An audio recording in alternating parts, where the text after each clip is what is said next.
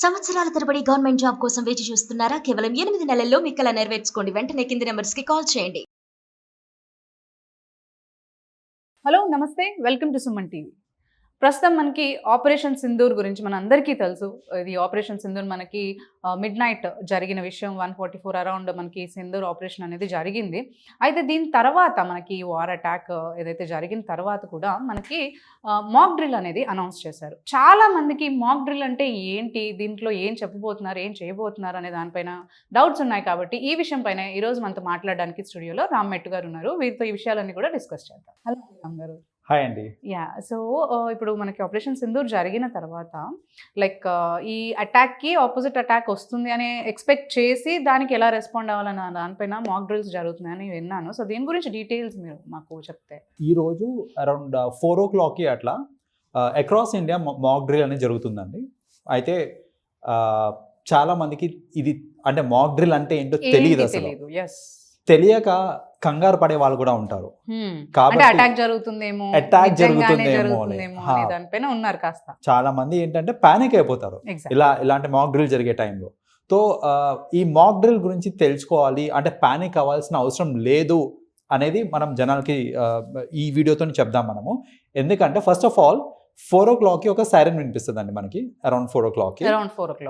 So that's when ఒక siren వస్తుంది. That is nothing but మన గవర్నమెంట్ రిలీజ్ చేసే సైరన్ అది. ఆ సైరన్ వినిపించినప్పుడు ఏంటంటే ఒక మాక్ డ్రిల్ అనేది జరుగుతూ ఉంది. అంటే ఒక ఎమర్జెన్సీ వచ్చినప్పుడు, అంటే మన మీద ఒక టెర్రరిస్ట్ అటాక్ అనేది జరిగినప్పుడు, అది it can be in any form అండి. ఇట్ కెన్ బి అంటే ఎయిర్ అటాక్ అవ్వచ్చు, ల్యాండ్ అటాక్ అవ్వచ్చు, బాంబింగ్ అవ్వచ్చు. దీనిపైన మనకి డ్రిల్ ఎవరు ఇస్తున్నారు అంటారు? ఎవరు ఇవ్వచ్చు? గవర్నమెంట్ అఫీషియల్స్ ఉన్నారు. They are elected. అందరూ అన్ని డిపార్ట్మెంట్స్ నుంచి కూడా మనకి గవర్నమెంట్ అఫీషియల్స్ ఉంటారు. అండ్ కొందరు వాలంటీర్స్ కూడా ఉంటారు. Like they act as a public. So public, real time public ని కూడా దీనిలో ఇన్వాల్వ్ చేసి, సో ఇన్ఫాక్ట్ వాళ్ళు ఎంకరేజ్ చేస్తున్నారు, ఇన్వాల్వ్ కాండి అని ఎంకరేజ్ చేస్తున్నారు. ఎందుకంటే ఇదేదో టీవీ షో లేకపోతే ఎంటర్టైన్మెంట్ షో కాదు. ఇదేంటంటే ఒక లైఫ్ సేవింగ్ యాక్ట్ అది. సో మిమ్మల్ని మీరు కాపాడుకోవాలి ఒక ఎమర్జెన్సీలో, అంటే ఒక అటాక్ జరిగినప్పుడు ఏం చేయాలి, మీరు ఏం చేయకూడదు అనేది క్లియర్ కట్గా మనకి ఈ మాక్లో ఉంటుందండి. సో ఫస్ట్ ఆఫ్ ఆల్ దాని గురించి కపుల్ ఆఫ్ డీటెయిల్స్, అంటే అందరూ మాక్లో పార్టిసిపేట్ చేయలేరేమో కాబట్టి కొన్ని విషయాలు మనం మాట్లాడుకుందాం.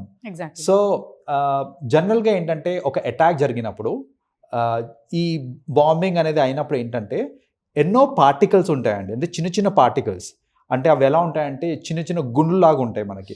సో ఇప్పుడు ఒక బాంబ్ ఎక్స్ప్లోడ్ అయినప్పుడు ఏంటంటే అలాంటి గుండ్లు ఫోర్స్గా వచ్చి మనకి గుచ్చుకొని, దట్ ఈస్ వెన్ మనం గాయపడుతూ ఉంటాం జనరల్గా. సో అది అవ్వకుండా ఉండాలి అని అంటే జనరల్గా మనం ఏం చేయాలంటే ఈ మాక్ డ్రిల్లో మనం నేర్చుకోవాల్సింది ఏంటిది అని అంటే, ఫస్ట్ ఆఫ్ ఆల్ ఒక షెల్టర్ అనేది తెచ్చుకోవాలి మనం. సో మీరు కనుక ఒక ఓపెన్ ప్లేస్లో ఉన్నారనుకోండి, ఓపెన్ ప్లేస్లో ఉన్నారు, పక్కన మీకు ఏదన్నా ఎన్క్లోజర్ టైప్ ఏదైనా ఉందనుకోండి, అదేదైనా షెడ్ అవ్వచ్చు, షాప్ అవ్వచ్చు, అట్లా ఏదైనా ఎన్క్లోజర్స్ ఉన్నాయి అని అంటే ఇమ్మీడియట్గా you have to run to that particular place. అయితే పరిగెత్తేటప్పుడు జాగ్రత్త, తొక్కిసలాటలు అయ్యే ఛాన్సెస్ ఉంటాయి కాబట్టి కొంచెం జాగ్రత్తగానే పరిగెత్తి ఫస్ట్ ఎదుటి వాళ్ళని కూడా ప్రొటెక్ట్ కండిషన్ లో వెళ్ళాలంటారు. ఎగ్జాక్ట్లీ. సో ఒక ఆర్గనైజ్ మేనర్లో ఏంటంటే ఫస్ట్ ఆఫ్ ఆల్ మనము ప్రొటెక్షన్కి తీసుకోవాలి, ప్రొటెక్షన్ షెల్టర్ తీసుకోవాలి. బేసిక్గా షెల్టర్ చుట్టుపక్కల ఉంటే అది ఫస్ట్ తీసుకోవాలి. తీసుకున్న తర్వాత మోస్ట్ ఇంపార్టెంట్ ఏంటంటే నించొని ఉండకూడదండి. నించొని ఉండకూడదు. అలాంటి టైంలో మనం ఏం చేయాలంటే we have to lie down, right? So flat on the surface. ఎందుకంటే ఇలాంటి పీసెస్ ఏవైతే నేను చెప్పానో అవి జనరల్గా ఎక్స్ప్లోడ్ అయినప్పుడు మన బ్లాస్ట్ అవుతాయి, పైకి వెళ్తే మనకి గుచ్చుకునే ఛాన్సెస్ ఉంటాయి. సో మీరు గ్రౌండ్ లెవెల్లో ఉన్నారు అని అంటే ఆ పార్టికల్స్ ఏవైతే ఉన్నాయో చాలా తక్కువ అయిపోతాయి, మన దాకా వచ్చే పార్టికల్స్ తక్కువ అయిపోతాయి అనమాట. సో వన్ థింగ్ ఏంటంటే ఇలాంటి కేసెస్లో మనము we have to lie flat on the surface. And కుదిరితే సంథింగ్ లైక్ ఇప్పుడు మనకి ఏదైనా టేబుల్ అలాంటిది ఏదైనా ఉందనుకోండి, అండర్ ది టేబుల్ ఉండడం, అలాంటి వాల్ అట్లా ఉంటాయి.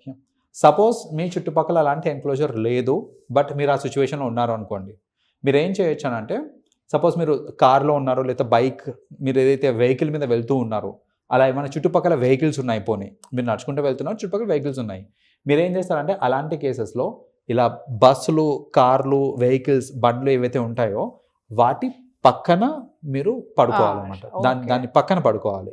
సో అంతేగాని అయితే ఇక్కడ కూడా చాలా జాగ్రత్త తీసుకోవాల్సిన విషయం ఏంటంటే, కొందరు కార్ కింద బస్సు కిందికి వెళ్ళిపోతుంటారు. సో అప్పుడు ప్రాబ్లం అవుతుంది. అంటే మీరు కార్ కింద బస్సు కింద వెళ్ళిపోకండి.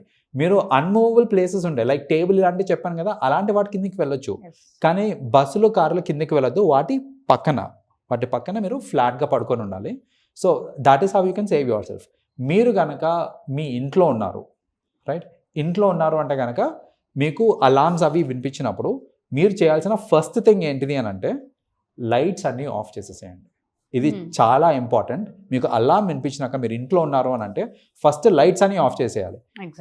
అసలు గవర్నమెంట్ వాళ్ళ సైడ్ నుంచి కరెంట్ కట్ చేసేస్తుంది. ఇలాంటి ఎమర్జెన్సీ సిచ్యువేషన్ వచ్చినప్పుడు గవర్నమెంట్ ఏంటంటే వాళ్ళ సైడ్ నుంచి కరెంట్ కట్ చేస్తుంది. కానీ మనకి ఈ మధ్యన ఉన్న ఈ ఫెసిలిటీస్ వల్ల, ఈ ఇన్వర్టర్ ఫెసిలిటీస్ లేకపోతే జనరేటర్ ఫెసిలిటీస్ వల్ల కరెంట్ పోగానే మన లైట్స్ ఇంకా ఆన్ అయి ఉంటాయి. సో ఇలాంటి కేసెస్లో మనం ఏంటంటే మాన్యువల్గా లైట్స్ అన్నీ ఆఫ్ చేసేయాలి. లైట్స్ ఎక్కడ కూడా లైట్స్ ఏది పెట్టకూడదు. ఇది ఎందుకు అని అంటే రీజన్ ఏంటంటే, జనరల్గా ఎయిర్ అటాక్ అయ్యే టైంలో, సపోజ్ ఎయిర్ అటాక్ అవుతుంది అనుకోండి, ఇవన్నీ మోస్ట్లీ నైట్ టైమ్స్లోనే అవుతూ ఉంటాయి మనకి అటాక్స్ ఏది ఉన్నా సరే.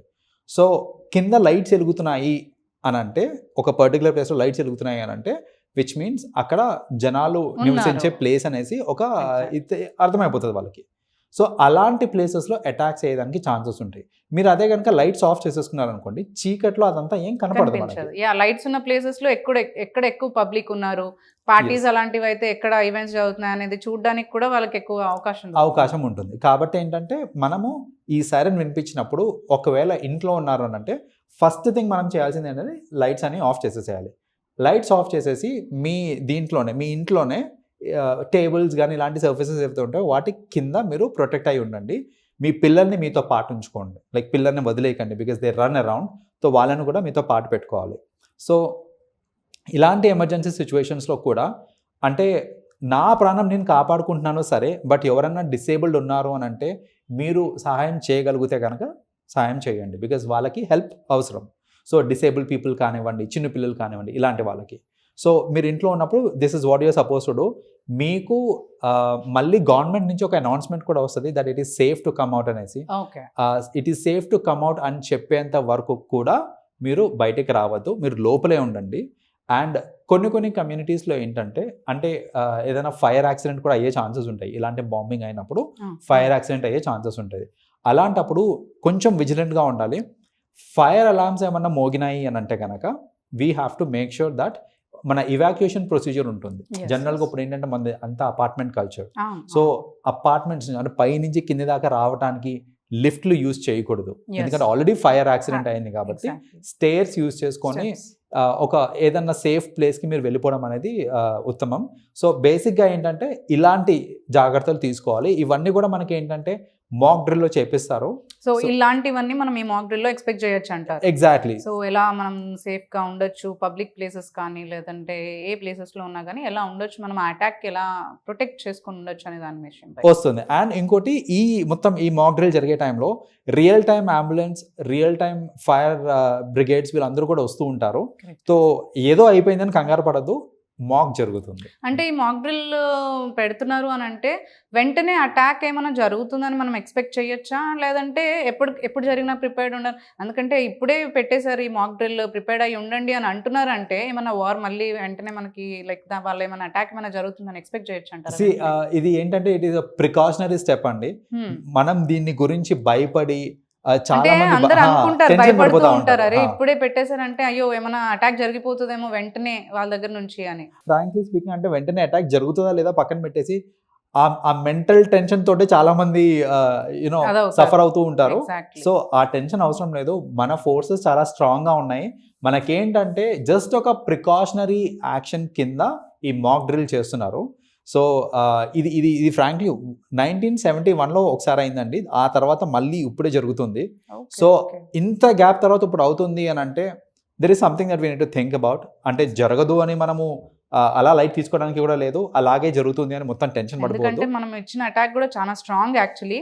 వాళ్ళకి కూడా అనిపించుండొచ్చు ఆన్సర్ ఇవ్వాలని. మీరు అన్నట్టు ఇంతకు ముందు కూడా మనకి వాళ్ళు ప్రిపేర్డ్ లేరు, యాక్చువల్లీ అటాక్కి ప్రిపేర్ లేరు, అండ్ అటాక్ ఇవ్వడానికి ఆన్సర్ చేసి అటాక్ ఇవ్వడానికి కూడా వాళ్ళు ప్రిపేర్ లేరు. యాక్చువల్లీ రిసోర్సెస్ లేరు, మనుషులు లేరు. ఇప్పుడు అటాక్స్ డెమాలిష్ చేసిన హెడ్ క్వార్టర్స్ కూడా చాలా పెద్ద హెడ్ క్వార్టర్స్ అవి. సో మెయిన్ హెడ్ క్వార్టర్స్ వాళ్ళ టెర్రరిస్ట్ హెడ్ క్వార్టర్స్ అనేవి. సో ఆ పర్సన్స్ కూడా మేబీ లేకపోయి ఉండొచ్చు అని అనుకోవచ్చు. ఎగ్జాక్ట్లీ. సో కంగారు పడద్దు, బట్ ఏంటంటే కొంచెం జాగ్రత్తగా ఉండి ఇలాంటి మాక్స్ ని మీరు కూడా చేస్తే ఏంటంటే ఇప్పుడే కాదు ఫ్యూచర్ కన్నా కూడా మనకి ఉపయోగపడుతుంది. కాబట్టి మాక్స్ ని అటెండ్ కాండి కుదిరితే, లేదంటే at least through this video you can learn about it. Thank you so much Ram గారు. Thank you.